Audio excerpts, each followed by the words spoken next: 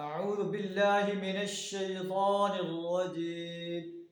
بسم الله الرحمن الرحيم واذكر عبدنا أيوب إذ نادى ربه أني مسني الشيطان بنصب وعذاب اركض برجلك هذا مغتسل بارد وشراب صدق اللہ العظیم۔ انبیاء علیہ السلام کی آزمائش کا ذکر فرما کر اللہ تعالیٰ نبی صلی اللہ علیہ وسلم کو تسلی دے رہا ہے کہ اے نبی صلی اللہ علیہ وسلم اصبر علی ما یقولون، کفار مکہ جو آپ کے بارے میں کہہ رہے ہیں ان پر صبر کرو،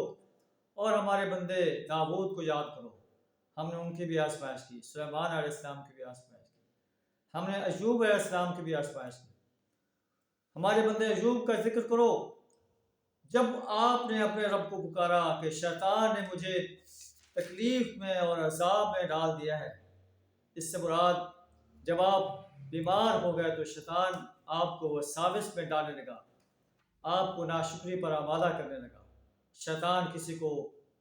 تکلیف میں نہیں ڈال سکتا، کسی کو مصیبت میں نہیں ڈال سکتا، وہ وساوس ڈالتا ہے۔ دوسرے مقام پر سورہ انبیاء میں حضرت ایوب علیہ السلام کا ذکر اس انداز سے کیا گیا ہے، وَأَيُّوبَ إِذْ نَادَى رَبَّهُ أَنِّي مَسَّنِيَ الضُّرُّ وَأَنْتَ أَرْحَمُ الرَّاحِمِينَ فَاسْتَجَبْنَا لَهُ فَكَشَفْنَا مَا بِهِ مِنْ ضُرٍّ۔ اللہ سے درخواست کر رہے ہیں، اللہ مجھے ضرورت پہنچی ہے اور تو سب سے بڑا رحم کرنے والا ہے۔ اللہ کو پکار رہے ہیں تو اللہ نے آپ کی دعا کو قبول فرمایا اور آپ کی تکلیف کو دور کر دیا۔ یہاں بھی اللہ ارشاد فرمایا کہ آپ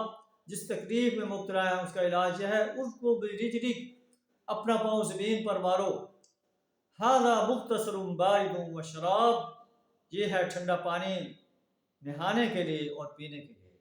ہم نے ایوب علیہ السلام کو ان کے اہل و عیال واپس دے دیے، ان کے ساتھ اتنے ہی اور دے دیے۔ وَذِكْرَىٰ لِأُولِي الْأَلْبَابِ،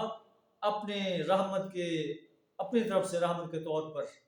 اور عقل و فکر رکھنے والوں کے لیے درس نصیحت کے طور پر کہ اللہ اپنے بندوں کو اس انداز سے اپنی رحمت کی آغوش میں لے لیتا ہے۔ اللہ سے دعا ہے ہمیں بھی مصائب پر صبر کرنے کی توفیق عطا فرمائے، اپنی طرف رجوع کرنے کی توفیق عطا فرمائے، شرک، کفر اور نفاق سے اپنی پناہ عطا فرمائے، اپنی ذات کو مشکل کے اندر بھی اور خوشحالی کے اندر بھی اپنی ذات کو پکارنے کی توفیق عطا فرمائے۔ وآخر دعوانا الحمد للہ رب العالمین۔